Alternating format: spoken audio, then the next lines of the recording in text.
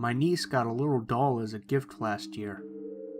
It was from a family member who has a not-so-good reputation with us. This person has tried to use local witchcraft stuff towards my family in the past. Not that I believe in it much. But it's still family, so my sister accepted it, and we took the doll home. Everything was fine before in that house. My bedroom is located next to the living room, while the others are a bit farther away, crossing the living room and the hallway. I only come for the holidays, and I had been there for a week. Everything was normal. I get to hear a lot of noise coming from the upper floor. We have a dog there. And from the neighbors, because my room is directly above their backyard. The night we brought the doll, everything was quiet, because it was the day after New Year's. Everybody was sleeping after the celebrations, and I was on my laptop talking to some friends. Suddenly, I hear footsteps right outside my bedroom. It didn't bother me, because it could have been my sister's husband. They were heavy footsteps, like boots or men's shoes. It sounded like they were crossing the hallway, then the living room, and finished on the kitchen. Immediately, I heard the water on the kitchen sink running, and the sound of dishes being washed. It was odd because it was 1:15 a.m., but it could have been someone washing the baby bottles. I kept on listening. After 5 minutes, I heard my niece's playground being dragged from the hallway where it was kept to the living room. It does a very distinctive noise, and I'm 100% sure that was what I heard. The noise kept going for a good 10 minutes or so. I wrote my sister to find out if everything was fine, but got no response. After that, I kept hearing these footsteps. My dog was very nervous and barked at me when I tried to open the door to check out what was happening, so I just stayed in the room. I checked the time at this point. It was 1:43 a.m., and the sounds were still going, until they suddenly stopped. I went to sleep, trying not to think too hard about it. The next morning, my sister calls me on the phone and tells me to get out of my room. I did. I went to the hallway, and my mom, sister, and her husband were all there. My sister asked me if I had put my niece's stroller in front of her bedroom door, and if I had moved the playground station. I said no and told them about all the noises I had heard last night. I thought they weren't going to believe me, but it turns out that when my sister came out of her bedroom in the morning, she found the stroller moved. She put it in the right place and went to go get the baby bottles, then moved back to the room. After that, her husband got out to drink some water and found the stroller again in front of the door. He moved it back to where it was supposed to be, and on his way back, asked my sister why she had put her stroller in front of the bedroom door. They noticed there was something very weird about the situation, saw my text from last night, and decided to call me. We started to freak out a bit, and when I randomly grabbed the doll that was on the stroller, I noticed a strong smell emanating from it, like dry saliva. It was nauseating. It wasn't there the night before, and nobody had touched the thing. It was still in the gift bag. My sister's husband got scared about that fact and decided to throw away the doll. That night, everything was calm again.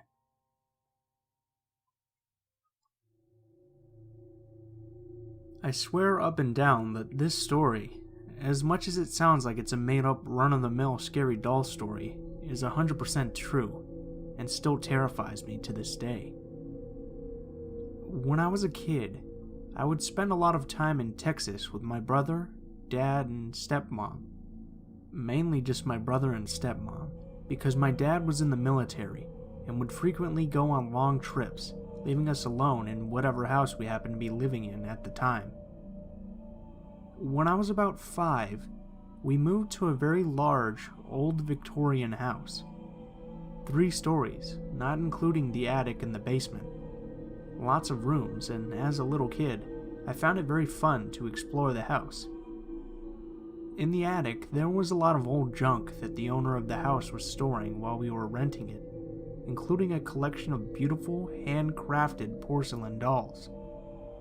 There were hundreds of them lined up neatly on the back wall in a glass case, standing on their stands like an army ready for command, and as a little girl who loved ribbons and bows and anything girly, I was entranced. One doll in particular always stood out to me. A beautiful red-haired, green-eyed doll in a blue silk dress with a matching ribbon in her hair. I begged my dad to let me play with her. I felt the need to hold and love her and have tea parties with her. He of course refused, saying that the dolls were worth more than I could imagine, and he wanted his deposit back when we moved. He kept the door locked for good measure after catching me more than once staring in awe at the doll. A month went by, and I had all but forgotten about the doll, choosing to simply explore the house and play in my basement room with my Barbies. Until one day, when I came home from dropping my dad off at the base, and found the red-haired doll sitting on my bed. I was ecstatic, thinking that my dad had given me the doll and left it as a surprise, and proceeded to play with the doll every second of every day until my dad came home. As soon as my dad saw the doll, he flipped out and yelled at me. He spanked me and took the doll away to lock back up in the attic, and only got more aggravated when he discovered that the attic door was still locked, and he was the only one that had the key. He couldn't figure out how I could have possibly picked the lock and repicked it to lock it. His solution was that I had somehow convinced my brother to do it for me. Another month went by, and my dad installed another lock on the attic, warning me and my brother what would happen if he found out we had been in the attic again while he was gone. That very night, when we returned home, the doll sat in my bed again, leaving me wary of its presence.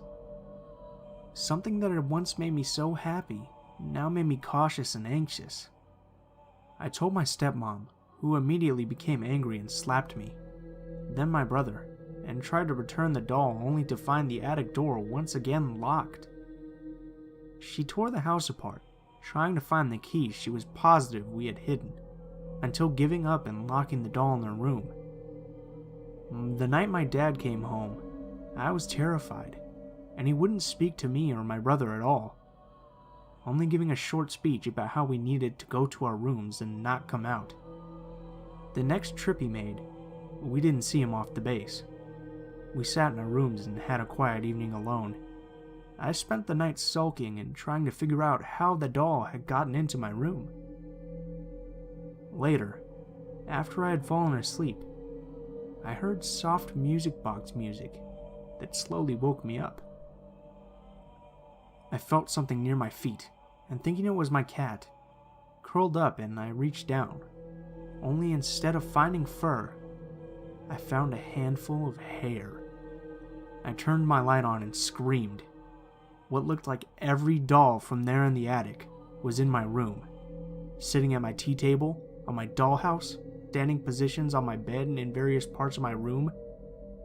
My door slammed open, and my dad appeared in their doorway, where he had apparently been waiting for me to head to the attic to claim a doll. He took one look at them, grabbed me, and ran out of the house, dragging my brother and stepmom along with us. He still refuses to speak of that incident to this day. The most important part of this story is the backstory of the red-haired doll. Apparently, the original builder and owner of the house had a daughter who died when she was about 8, and it was customary to make a doll of their likeness made out of their real hair and dressed in the same clothes the child wore. I think it was that little girl, because I've never felt like it was dangerous to play with the doll. I only felt like she was lonely, and trying to make a friend. Weird things started happening to me about a year ago. I moved into a new unit in Brisbane and got my porcelain dolls back from my mother's place. I've had the dolls since I was 5 years old. Everyone used to tell me they were evil, but I didn't believe them. Anyway, I put the 7 dolls away in a box and left them in the spare room. I then began having nightmares, starting with 1 or 2 a week. After a little while, They started to occur almost every night. I've never experienced nightmares like this in my entire life. These were full-on extreme night terrors. I didn't understand what was going on and was exhausted all the time from lack of sleep. I then started hearing some kind of scratching noise coming from inside the closet or from just outside my room late at night, never during the day. At the time, I thought it might be a mouse. These things happened for a couple of months. One time, I was sitting in the lounge room watching TV when all of a sudden I saw two small red eyes on the side of my cat's body when he was standing on my lap. They were just staring at me. I looked behind me to see where it was coming from and saw nothing but a blank wall. I looked back and the eyes were still looking at me. Then they slowly faded away. I always felt a strange, uncomfortable presence in the house, but I wasn't sure if it was because I had just moved in on my own and was scaring myself, or if it was something else. I think I used to make excuses for everything, so I didn't think I was going crazy. On another occasion, I was lying in bed and had the outside hall light on when I saw a murky, dark shadow come across the ceiling and into my room, and then it disappeared. The last thing that happened before I spoke to someone about the weird events was when I saw a demonic-looking face in the reflection of the base of my lamp. It was staring at me. The thing had dark circles as eyes, and it wasn't clear like a human face, but was definitely a face. I turned off the light and ignored it, and went back to sleep. I eventually spoke to a lady at work, a Jehovah's Witness, about everything that happened. She told me that I had something in my house that was causing the problems. I didn't fully believe it was the dolls at the time, but I ended up throwing them out in the industrial bin that weekend because something needed to happen to make this stop. The dolls were worth hundreds of dollars, but I wasn't risking it. That night, I had an extreme nightmare about them. The dolls were at my nan's house, where they had been originally, and they had killed my cat. In the dream, I found his body in the kitchen sink. My cat is still alive now, but I always check on him to make sure he's safe. It's been over 9 months now, and since getting rid of the dolls, I've had no nightmares, no weird noises, and no feelings of another presence. I feel stronger and healthier, and I always pray from time to time, asking the Lord to protect me and my cat. Everything stopped after I threw out those dolls. Now I know not to ignore things and to become more in touch with my spiritual side.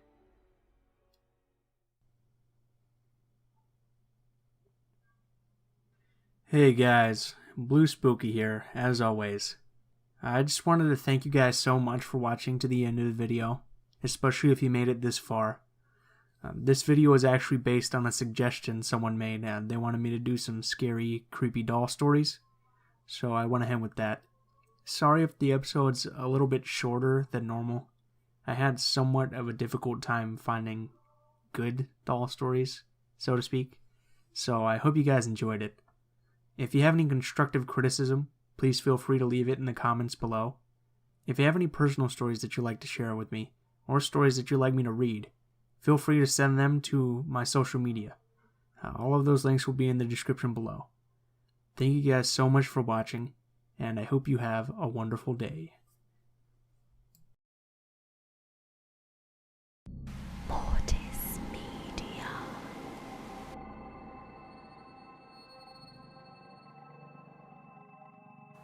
Good evening all, and welcome. Something I don't do often, but since it's September, I feel like we deserve a fresh bout of cryptid stories. So I hope you're ready, because it's time to get comfortable and let the darkness take control. My family is Russian. Both my parents are from Siberia in the northern part of Russia and were born in a city called Omsk. Anyway, a few days ago my dad and I got into a conversation that kept deviating from the original topic, and eventually reached a point where we started talking about paranormal occurrences in our lives. I asked him why he believes in Yetis, as a long time ago he told me that he believed in them but never explained why. My dad is not the type of guy who believes in paranormal activity. He believes ghosts and aliens are all far-fetched nonsense, and it was very much to my surprise that he openly believes in Yetis, Bigfoot, Sasquatch, whatever you call it. He sits up straight, clears his throat, and then tells me the following story. My dad is 51 years old, and in his 20s, he was serving time in the military. He was in a place called Sputnik, a village close to the Russian border with Norway. If you look it up, you can still see the barracks and the whole military camp itself. Pretty fascinating. All heavy-duty military supplies were always stored far away from any human activity, typically in a forest. One day, a group of 10 people, one of whom is my father, were tasked to go on an expedition to the warehouse to restock military supplies in the camp. This required many people because loading up the trucks with very heavy equipment and ammunition was a rather grueling task. My father gets in the truck with the others and they're on the road. They reach the place far later than anticipated because of something along the lines of, "We got a flat tire." The place they were going to was located near a city that's on the bank of one of the hundreds of rivers you can see if you look on a map. The place was called Lovazero. They get there during the night. The only thing that was illuminating the forest were the stars, since it was so dark and everyone was so tired that they decided to do a little sleepover in the warehouse. They slept over at a dugout not too far away. Once they get there, everyone takes their spot on the floor and says goodnight. But no matter how much my dad was tired, he simply couldn't sleep. He stayed up for another 30 minutes before standing up and seeing everyone with their eyes open. No one was asleep either. He had thought he was the only one awake, but he wasn't. The thing that was keeping him up was a sense of discomfort that he couldn't explain, and he decided to share this with the others. Everyone nods and says that they were all experiencing the exact same thing, and that it wouldn't let them rest peacefully. After another half hour, the discomfort has now evolved into mild fear and panic. At this point, everyone is really concerned because they've all got to wake up early tomorrow to move heavy boxes, and sleeping, of course, is essential. They keep laying in silence when all of a sudden they hear a very strong thump on the roof of the building. The thumping persists, and it sounds as if someone extremely heavy is walking on the roof. Now, this roof was wooden. It was a sod roof with grass covering it, and my dad could tell for a fact it was someone walking because of the creaking that the boards made. Simultaneously, everyone, as discovered the next day, begins hyperventilating, and everyone's heart begins beating extremely fast. The thumping this creature was making was so loud it resonated in my dad's ears, and he felt his insides shake. One of the guys passed out. At a certain point, the creature descends from the roof and starts walking around the dugout, and one of the guys that was proud enough to open his eyes looked around and said that the creature was peeking in, but since it was dark he could only see a silhouette. Eventually, what it was that caused all of this left, and everyone tried to go back to sleep. The next day, one of my dad's buddies asked a passing local about this phenomenon, and he said it was completely in the ordinary, and even gave it a specific name, which, unfortunately, my dad does not remember. Also, consider the fact that this all happened during the times of the Soviet Union. As you may or may not know, the Soviet Union was a complete atheist state. No cults, no belief in spirits, no religion. And people who believed in that sort of stuff were frowned upon. My father and the 9 other soldiers are ideologically packed elite troops. And honestly, hearing this from him sounded crazy, and I know for a fact it was real.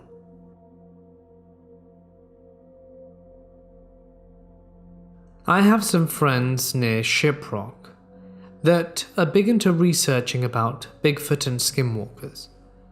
They've been featured in shows like Finding Bigfoot, Coast to Coast AM, and countless podcasts that speak about the paranormal, and on several History Channel programs. These people are the real deal. A few years ago, my wife and I were on a vacation, and part of our trip would be driving through their town. Taking advantage of this opportunity, we decided to spend a few nights out there and hang out with them. We met up, went to dinner, and talked about our personal paranormal experiences and recent Bigfoot or skinwalker sightings. I wanted to experience searching for skinwalker evidence for myself, so during the course of our conversation, I asked if they were willing to take me out on the field the following night and search for the elusive creatures. Being that most of them are Native American, they were very hesitant and only one of them agreed to it. The rest of the group decided to meet us on my last night there to take me to Sasquatch instead. The following day, my friend arrived to the hotel and picked me up at 5 p.m. We must have driven for about an hour and a half out of town, mostly through dirt roads to a place locally known to have a lot of skinwalker activity. By the time we reached the location, everything was dark. He shuts the trick off, and like in most paranormal investigations, we sit and wait, trying to listen for anything out of the ordinary. For the most part, it was quiet. Other than a bunch of annoying crickets making noises, nothing much happens. My buddy told me about recent sightings and his own encounters with these medicine men. Long story short, after about an hour, he told me to get out of the truck, walk outside, and towards the front of it to try and listen out for anything. He said that if anything happened, he would immediately turn the lights on and light up whatever might be there. Basically, he wanted me to be human skinwalker bait. I was hesitant for a moment, but since I had a weapon on me, I thought it to be okay. But I also knew that bullets would not do much to a skinwalker. Just as I had made my decision to get out of his truck, the night turned ever darker. This wasn't a regular dark night type of dark. This darkness had a purpose to it. It felt extremely ominous. It also got extremely cold, and we both noted that all the little critters had suddenly gone quiet. After hesitating for a while, I decided to open the truck doors to get out, but as I did, and had my foot ready to touch the ground, we heard a loud whistle. It wasn't a distant whistle, like the air brings towards you. This was next to us. It sounded like it was inside the cab of a truck. Obviously, I thought someone had snuck up on us or that my buddy was trying to mess with me. But when I looked at him, he had turned white. The expression on his face had totally changed, seeing that he was afraid. That naturally put me on high alert. I tried to snap him out of it, but he seemed frozen in place. The whistling continued for a few times, and I was screaming at my friend at this point. Eventually he came to his senses and began to react to what was happening around us. He then immediately turned his truck on. We grabbed our flashlight and looked all over the place to see what the hell was out there, but of course we found no one. Feeling nervous, and him being native, we decided to leave the place right away. The next day, him and a few other friends picked me up again and took me out at night to search for Bigfoot, near Shipwalk Mountain. While investigating, we found what's known in the field as a Bigfoot nest. Inside the nest were tons of dried out eaten animals, carcasses and bones, mostly deer. As we're trying to figure out what lived there, we suddenly heard a loud yelp. It wasn't a coyote or mountain lion type of yelp. This is the yelp you felt in your bones. You could feel the vibration in your chest. Of course, we all started searching around to see what it was. I didn't see anything, but two of my partners saw something move up on the ridge. They were scared enough to draw and cock their weapons, and about 10 minutes later, we began to hear several footsteps all around us. We couldn't see who or what it was because it was really dark, even with our flashlights turned on. After hearing these footsteps getting closer and closer, and less afraid of us, we ended up leaving the area hastily. These are my personal experiences and they're all true. I don't expect many people to believe me. My late friend, JC Johnson, and I talked many times about what happened. I'm still in contact with everyone who took me out on those nights. I still go out to the field here in Nevada, trying to see if I can catch anything. This was told to me by my dad. First and foremost, my dad was not a believer in aliens, ghosts, Bigfoot, or portals, but he couldn't explain this away. My dad was a raccoon hunter. He owned several dogs and had many friends that also hunted with him. This happened in the 60s. He said one night him and a buddy of his took their dogs on a late night run. There was a small conservation area about 5 miles from our house with picnic tables and primitive campsites. A natural spring runs through the area and it's just a beautiful place. He said they let their dogs out and were sitting on the tailgate of the truck listening to them run. He said that they managed to get a raccoon in a tree and hid. Him and his buddy walked to where they were. The dogs were highly trained to stay at the tree and not leave until he arrived. He said the dogs got leashed up and were waiting for the truck when the dogs started whining and whimpering, acting completely out of character. His big male hound cowered down and took off, breaking the hold my dad had on him. He said they heard a noise like nothing either of them had ever heard before. Mind you, these two men had been in the Missouri woods all their lives. He said it was a growing noise and they could hear footsteps circling them. They both had headlights on and both of them tried to see whatever it was, but kept it out the light. He said it started chattering like to itself. He took out a firearm, one that he carries, and shot it into the air a few times, and the stalking and chattering just stopped. He then said they took the dogs and quickly made their way back to the truck. My dad's old male dog was there waiting for them. He said the dogs were acting so strangely, cowering and trembling. They got their dogs loaded up, and when they checked the time, over 2 hours were missing. He said the tree the dogs were at weren't very far from the truck, so walking to them, getting the dogs, and back to the truck would have been at least half hour at most. He said they never discussed it with anyone but each other. He didn't tell me until I was grown. After he passed, I asked my mum if he told her, and she said the night it happened, and he was scared. My dad was never scared of anything, but that he couldn't explain.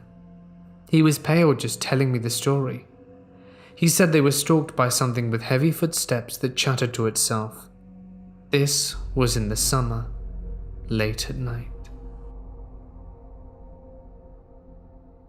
When I was really young, probably about 5 or 6, my family went camping at the tippy top of the mountain. You really couldn't get higher on said mountain. There was a lake and we were camping next to it. So of course my family was fishing. My dad and my mum, my uncle and I were on the shore trying to get some fish. Across the shore on the other side of the small lake, my dad had noticed a huge brown and black humanoid figure just standing still and facing right at us. It had to have been at least 8 feet tall, maybe even taller since it was so far away.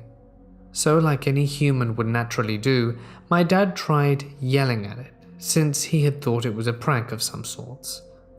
I don't remember what my dad said, but I remember the sound of the creature, the one that it made back.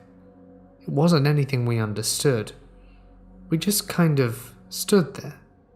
It was screaming unintelligibly. It did, however, sound like it knew what it was trying to say, like it was trying to communicate with us in its own language. Then the creature took off fast. Mind you, the entire time he'd been on 2 feet like a human. He turned and began running towards the forest and was out of sight in seconds. He had to have been running at least 25 to 30 miles per hour. My brother, grandpa, and dog tried chasing it, which was definitely the smart thing to do, and went to where we had seen him at the direction he left in. They did find a huge lump of black hair that was stuck in a barbed wire fence, although I'm not certain if it was from that creature. Tell me why we didn't leave. We still spent the night in the tents. It was very windy and I don't think anyone slept. I think about it from time to time, but it honestly isn't that rare of an encounter here in Utah. I've seen UFOs, and my siblings claim to have seen skinwalkers. I promise, my family is not a bunch of kooks. A friend and myself were walking home at 3 o'clock in the morning, about 6 kilometers across a small town in New South Wales, Australia, from one friend's place to another, which is where I was living at the time. We were only about 1 kilometer away from home, on about a 500-meter stretch of straight road. We were walking along a sidewalk. He was pushing my BMX, and we were just chatting as we usually did, when all of a sudden something caught my eye. 2 greyhound-looking dogs, but larger than your average dogs in height, probably twice the size. They ran out of a block of flats, or apartments, whatever you call it, and jumped the brick mailboxes on the side of the footpath, onto the other side of the road, which stood about 3 to 4 feet high. Both of these dogs landed in the middle of the road, then ran in the opposite direction to which we were walking. As they ran further, they grew larger and larger in size. While they grew larger, they seemed to begin to stand up on their hind legs and morph into some large, muscular Bigfoot or werewolf-looking creature, and in my mind, I could not comprehend what I saw. These creatures ran around the corner in the exact direction we walked from, and about 5 to 10 seconds after they turned the corner, we heard what sounded like a female child scream. At that point, we both looked at each other, and I could tell he saw what I'd seen, as he was about to haul ass and bail on me on my bike. I said screw that, jumped on the handlebars, and he pedaled, the likes of which I've never seen. I don't think he slipped a pedal for the rest of the trip home. When we got home, we locked the doors and closed the windows, and I asked him to explain exactly what he saw, and to no surprise, it was exactly what I had witnessed. He was an Indigenous Australian, as was his elder brother. We explained the experience to him, and he said that it was probably a yowie, which I believed at the time, but this story is not typical to yowie sightings in Australia. Safe to say, this scared me to go out at night for quite a while. We told a few people about the experience afterwards, but most of the time people would laugh or joke or say that we were on drugs, or brought up hairy man, which is a slang term for yowie, while drinking. But I can assure the people hearing this, the same thing I told them. This experience happened, and we were both completely sober. After the joking and carrying on, I pretty much kept this story to myself, only telling a select few people who want to hear paranormal stories, and I don't try to convince anyone it's real or not. They can decide for themselves, but I know what I saw. About 20 years ago, after I graduated high school, I used to run traps to make extra money in the wintertime. Since I was pregnant with my daughter, any sort of extra income was necessary, since trapping is frowned upon oddly. My father had always told me about the creek I trapped in as being quite strange, We would always walk the creek to collect arrowheads and look for other Shawnee relics, so he would tell me stories about the Shawnee Native American tribe and their history and folklore. It was a very special spot to us. So when I began trapping, my father would tell me to respect the wildlife. Do not litter, kill humanely, and do not kill what does not need to be. So I built a great deal of appreciation to life, which led to my career in conservation.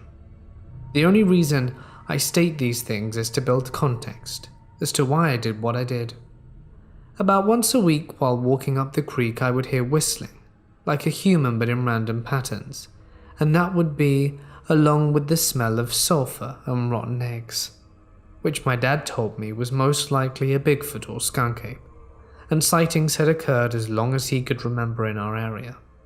Then one time I was scanning down the tree line with my binoculars to check to see if I had any coyotes or foxes in my traps to save me the walking time. I'd seen a fairly medium-sized tree swing dramatically a little past the tree line, so I head over there with my firearm hoping to sneak up on a bobcat or any medium-sized animal that my .22 could end fairly quickly. About 3/4 of the way to the tree line, the swaying stopped, and I didn't see anything, but at least two of whatever it was began whistling and whooping further back in the forest. I continued to head up the creek, and it always stayed somewhat behind me, at a distance but never left. This was fairly interesting. Then one day, sadly, an oil fracking company purchased most of the land. They still gave me permission to trap, but they had a few accidents where the water got so nasty it killed just about everything. It broke my heart to see beavers, muskrats, and some raccoons floating down the creek every time I went. But after they had installed their rigs and cleared some forest, things became a little more hostile. One day running traps, almost all of my traps had been ruined, bent, beaten, and broken, and the remaining animals I caught were either stolen, ripped from the trap with one foot or leg still attached, and I even found a coyote that had been messed up bad. Fur torn, broken lower jaw, and head beaten in. I felt like this was in retaliation to what the oil company had done, and I was being blamed, but it was still positive.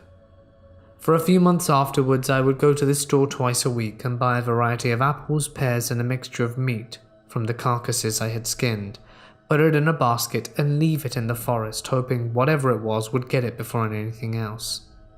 Sometimes the basket would disappear, but always in about 2 days everything was gone. One day, I believe it left me a present in return. Next to where I dropped off the basket, there were 100 or more small sticks stacked very neatly, about 20 acorns and a deer antler. It made me feel happy. I do hope that I did help this creature out in this very sad moment of its life, though it may have been everything but a Bigfoot/skunk ape, because I've never physically seen it or tracked it in the creeks, but all of my occurrences happened in the woods along the creek, so I really don't know. To this day, 20 years later, I still think of it from time to time. I don't see a people for reason to be afraid of them. It was a sad but positive 2 winter seasons with it. Even if it was an animal I didn't recognize, I hoped I helped it in some way. This story happened back in the late 70s, in Samarinda, Borneo, Indonesia. My dad used to work in a lumber mill there, doing lumber mill related work. He told me that this one time, there was a crowd of people gathered around what appeared to be a makeshift cage made by the locals. When he got a look at what was in there, as it was crowded by lots of people, he was surprised and shocked to see a big primate creature standing upright, about 2 meters tall. The hair of the primate was similar to that of an orangutan, and what is even weirder is the primate creature appeared to be crying. So how did the ape end up in there, you may ask? My father asked a local about it, and one of them said that one day a man from the nearby village was missing when hunting, So, of course, the villagers go to the forest in order to try and find him. But during the search, one of them found a huge footstep that was so large it simply couldn't be human. So they split into smaller parties to follow the track, and to their surprise, the missing guy was found on a tall tree, tied up in what appeared to be a nest of primates. So they helped him down, and that's when he told them that he had been taken by an upright standing ape. The villagers got curious, so the next day formed another search party to search for the ape instead. No one really knows how, but my dad said they found it, and that's how it wound up in that cage. My dad doesn't know what happened to the ape, but some of his colleagues said the villagers actually ended its life to avoid many more potential victims of being taken. The primate creature was allegedly female. The villagers speculated that it took the hunter to make a bride out of him. And that's the end of the story. I know this isn't a usual Bigfoot story, but I still found it compelling and had to share it with you guys. Back in 1947, when my grandmother was young, she used to live in a shared piece of land, ejido, located in San Luis Potosí, Mexico. I can't remember the name of the shared land, but it was small and there were barely a few houses on it. One day, she and her mother, my great-grandmother, went to visit a relative that lived near. But before leaving, my grandmother asked her dad to accompany them, but he refused and decided to stay as he was busy with other things. 20 minutes later, as they were walking, they began to hear whistles and strange noises coming from nearby bushes. My great-grandmother told my grandmother that maybe her dad was making those noises because he wanted to scare them. They ignored the noises and arrived to the relative's house. They stayed there for several hours, but decided to leave when it started to get dark. Again, walking in the same road, they began to hear the whistles, but increasingly closer. My grandmother shouted her husband's name, telling him to stop scaring them, that they knew it was him. The whistles stopped, and now they began to hear sounds like a woman who was suffering or screaming. That was enough for them. Then they started running towards the house. While running, they heard screams and whistles even more, and once they arrived, they found my great-grandfather deeply asleep. They awoke him and couldn't understand what just happened. They never heard the whistles or screams again. Years later, I read an article about Bigfoot encounters with people hearing whistles or a woman in distress. Then I thought that perhaps it might have been what was scaring my grandmother. Besides that weird story, they regularly saw the strangest lights in the sky coming down the mountain. They thought they were witches, and my grandma was really scared to go out at night because of it. She and her family saw a lot of strange things that couldn't be explained back in those days. They knew every part of the share land, and even what kind of animals lived there. Here in Mexico, we have tons of old stories regarding giants that were killed by the Aztecs or died during the wars with tribes. But for now, thanks for listening.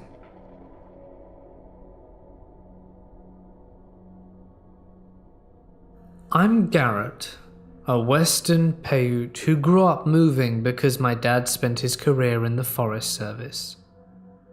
My original home is one of California's largest Indian reservations. I've been a hunter and overall enjoyed spending my time in the wilderness since I could remember walking.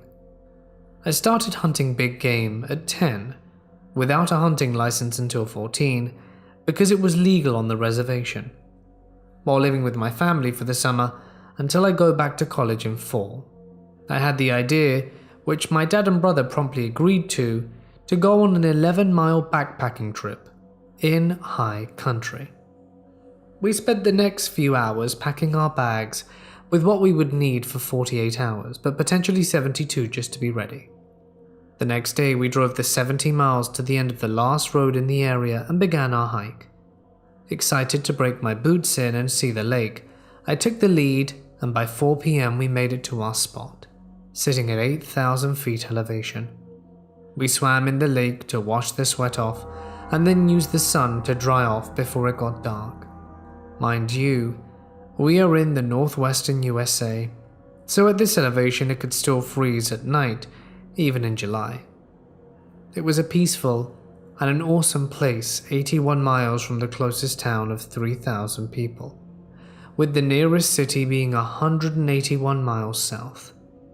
After we swam, dried off and ate dinner, I was ready to sleep along with both my dad and my brother. After spending the next hours looking at the satellites orbiting Earth and the stars with the occasional quasars, I was in my hammock drifting off to sleep. However, I didn't get to sleep that night, not even a minute, and I'm glad I didn't. I heard what sounded like 3 people walking on the boulders about 50 yards in front of us, right on the other side of the thicket. I'm 20 years old, 180 pounds, and 6'2", along with being a college athlete, so I was cocky at first.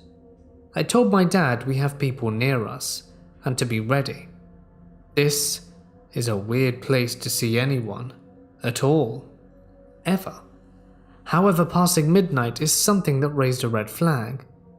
He listened to me, but was asleep 5 minutes later, and my brother never woke up. I decided to keep watch. I knew what I heard, so I kept my .38 revolver in my right hand with me, while still in my hammock. It's loaded and prepared for self-defense. All of a sudden, it got real. I heard someone or something charging me from the thicket, so thinking I wouldn't have time to turn on my headlamp, I cocked my revolver and pointed towards the sound. While praying for protection in my head, nothing came out the thicket. It went silent, and again being too scared to sleep, I got up like a dumbass without my boots on to try and find what it was. I didn't find anything, not even tracks. So I got more wood, kept the fire burning and tried to warm up. It was 32 degrees with wet soil, so my feet were freezing. Right as the fire stoked up, I heard what sounded like a man run across the river. I looked over there with my headlamp but didn't see anything. Then I asked myself, who the hell would run across 4 feet of running water up here at night? Just because I felt like I was being watched, I looked back across and this time saw big green eyes and grey-looking skin that was see-through. None of it made sense. It was at least 7 feet tall and didn't look alive, let alone human. So I prayed to the Most High and asked for protection. For the next 3 hours I heard rocks being thrown in the river and never desired to sleep until the next afternoon when I was home. I don't know what it was, but I'm glad I prayed. I don't think my pistol would have helped. I asked my aunt about it, and she said it was most likely a spirit who for some reason was angry, or maybe a more sinister entity created after a war or some kind of violence that took place in the area. I still don't know for sure. I will go further up into the next lake, that's another 13 miles, to see if I can find what's going on. Growing up in northern Idaho, I found the native lore surrounding Sasquatch very compelling because it resonated with the Islamic folklore of jinn that I grew up hearing about from various relatives from the Indian subcontinent. Jinn, like many of the native legends, are shapeshifters and exist mainly in secluded areas of wilderness. They are often associated with strong sulfuric odors, more commonly associated with demons, devils, and the like. And it turns out, countless reports of Bigfoot/Sasquatch too. For an undergraduate project years ago, I interviewed famed cryptozoologist Grover Krantz at WSU. He had analyzed the famous Patterson footage down to a gait in proportion to size, movement, muscle beneath the skin, the infamous torso turn, and of course the apparent breasts. It was fascinating, but not nearly as fascinating as all the anecdotal evidence he received from park rangers, hunters, farmers, and hikers. Krantz explained that most folks almost always bristled at his inquiries about sightings for fear of ridicule. Once Kratz earned their trust and assured them it was for research, he heard some fascinating stories that often defy explanation, including vanishings, mysterious sounds, and impossible happenings. For example, a farmer apparently shot one point blank only to have it disappear on him. The sulfurous stench, of course, was mentioned ad nauseum. Krantz, however, maintained until his death that Bigfoot was some kind of elusive primate and nothing more. Now, if you really want to put on your paranormal hat with me, my own mum told an incredible story when I was around 7 or 8, well before I had any interest in Bigfoot. She said a lady would come to the house on occasion to help cook and clean when my mother was around 10 or 11, while living in rural parts of the Punjab. This particular lady apparently told tales and whatnot, according to my mum anyway. And this lady insisted that she knew of a man who had befriended a jinn. In Islam, jinn have moral agencies just as humans do. As such, many can be good. In Mecca, there is even a mosque dedicated to the jinn. She had begged and begged to meet the fantastical creature, but the man refused, and one day the man finally relented, or so she told my mum. He told her to go into the far room and there she would meet the creature. Now I know this sounds far-fetched, and is just a late-night tale on Reddit, best met with incredulity. But what the woman saw often makes my hair stand on edge, considering the time, the place, and when my mum casually told it to me in the first place. Again, I was maybe 7 or 8 with really no clue about Bigfoot or jinn. Before running out of the room in a panic, the woman swore she saw a large, darkened creature that almost reached the ceiling covered in hair, and had a face, oddly like a man. I've shared this story with many of my friends and people that are interested in the unknown. This happened to me and my family back in 2001. I was about 10 years old at the time. We lived in a small rural town pronounced Ulladulla on the south coast of Australia. This is a quiet town for beachgoers, fishermen, and people on holidays from the city, as well as plenty of retirees.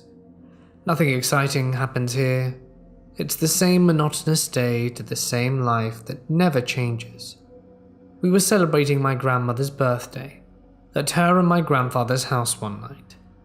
They lived at the backside of the town on a rurally typed setting, paddocks, cows, older style homes, with acres of land and lots of bush on a road called Slaughterhouse Road. This is where the local slaughterhouse used to be, hence the name. My grandparents were Italian, so food was in abundance.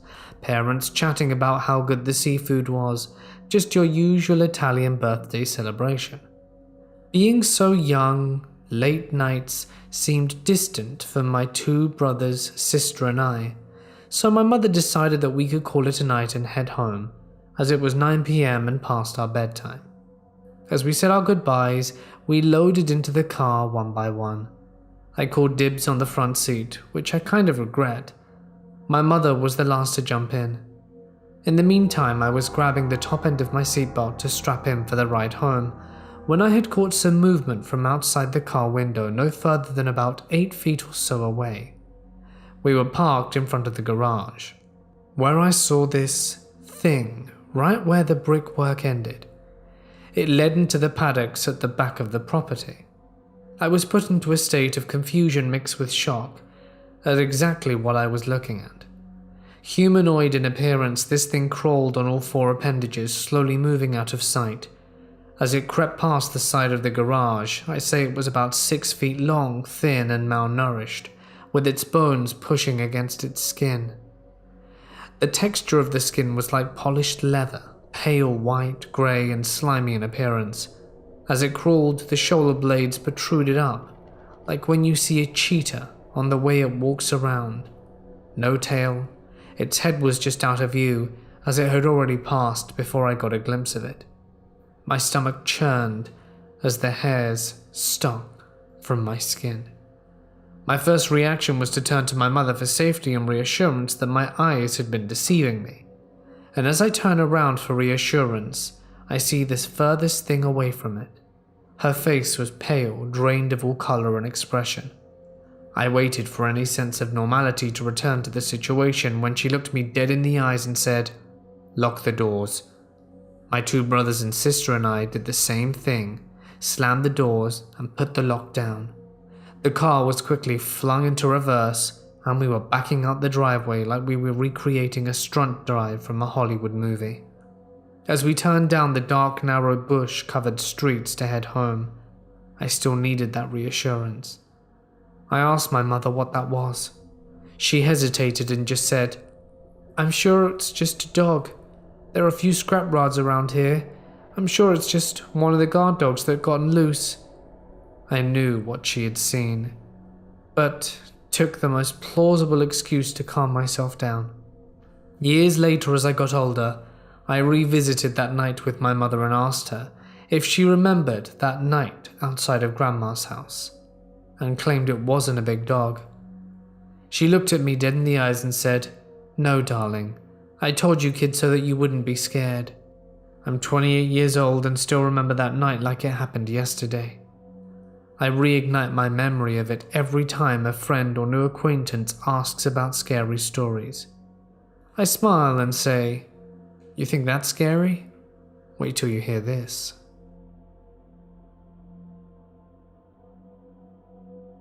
I remember this story as clearly as the day my father told it to me.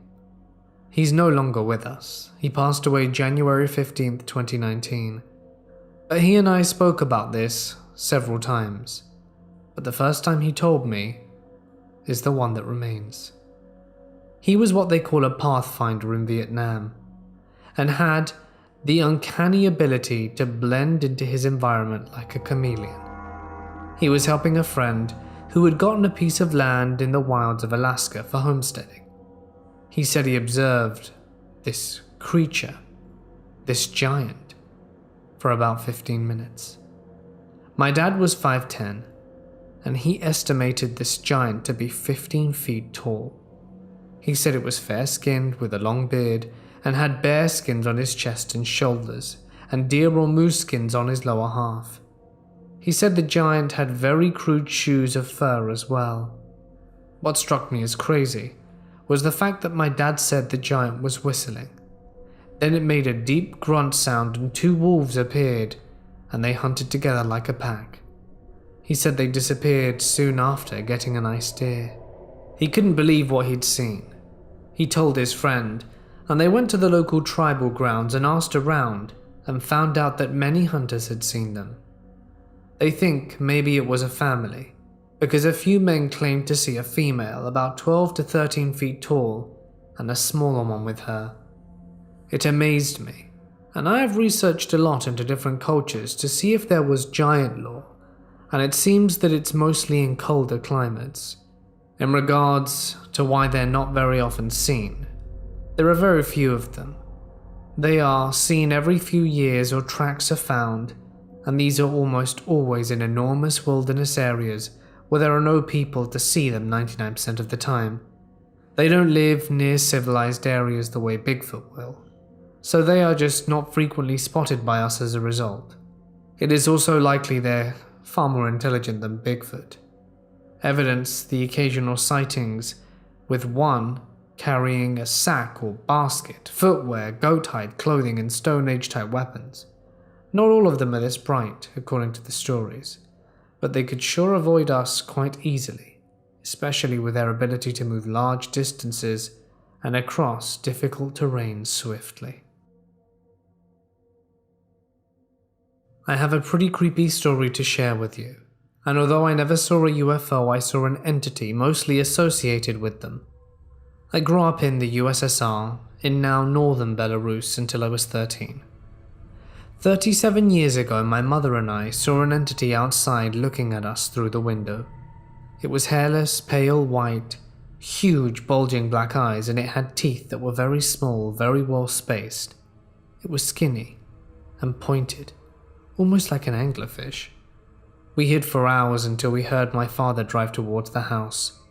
We both looked out the window to see the being standing up from behind a wall. It was much taller than a human, hiding behind that wall, and I believe it was waiting for us to come out. My father came up the driveway. We saw the silhouette of its body from the back. It was hunched over, staring at the car. My father saw in the headlights what it looked like perfectly. He drove at it and it ran into the brush around the house. It never made a sound. It seemed smart and cautious, and the overwhelming feeling I got that night was that it was vicious and violent. My parents spoke with police and were so horrified about the encounter. And after speaking with them or KGB, we were relocated and forced to never speak of the event to anyone ever again. Within 30 hours, I was living in a new home nearly 100 kilometers away. I've searched for so many years for an explanation. I've spoken with government officials in Belarus. I have interviewed with people who lived near our home about 10 years ago, yet I have no answers. If people might speak with me via messages, feel free. I seriously want to get to the bottom of this. I used to live on a large property with a lake, 29 acres of land and heavily forested. I was playing, and was about 11 or 12 at the time, outside by myself, right when the sun was setting. It was fall, and there were barely any lights outside, except maybe for a light on the house about 50 feet away from the playset that I was on. Behind the playset were really tall trees, and not many new sapling trees anywhere near, because we had been clearing them out.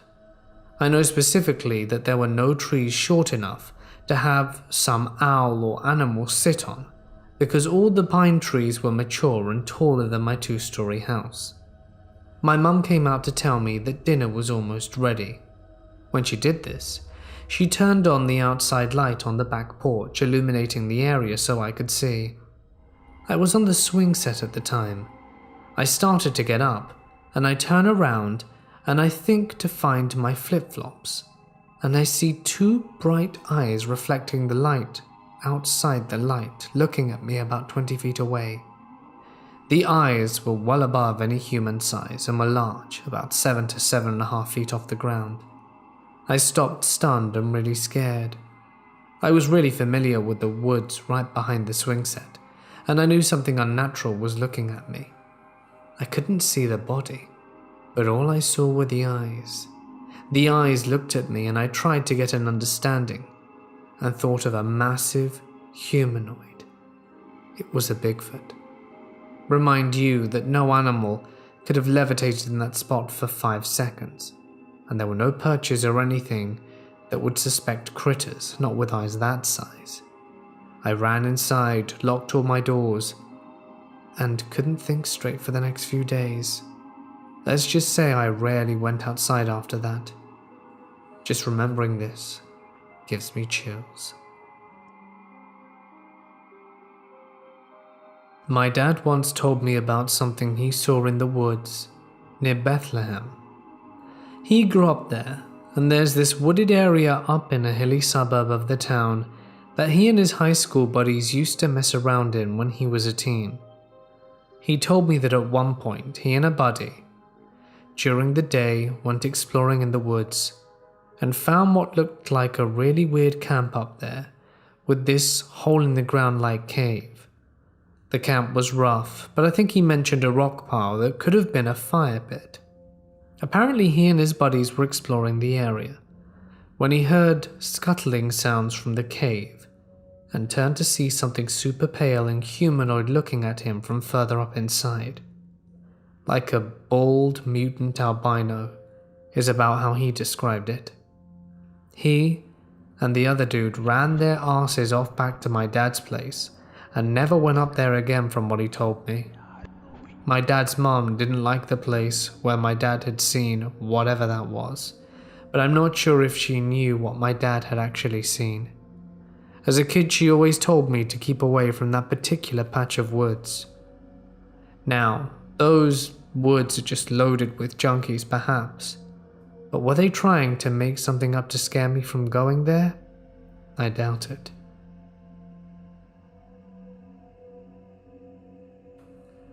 Hey guys, it's Mort here and thank you so much for listening. I do hope that you guys enjoyed tonight's video.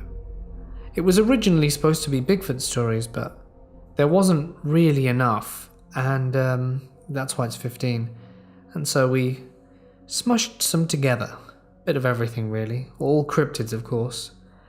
Really interesting ones. The giants, never really hear stories about giants, creepy there. I remember one, I think it was in an army video in fact, where these army people are in the Middle East and they claim that there's a giant in this cave and they go and I think they see it and they either shoot it or they will leave. But I do know that it made believers out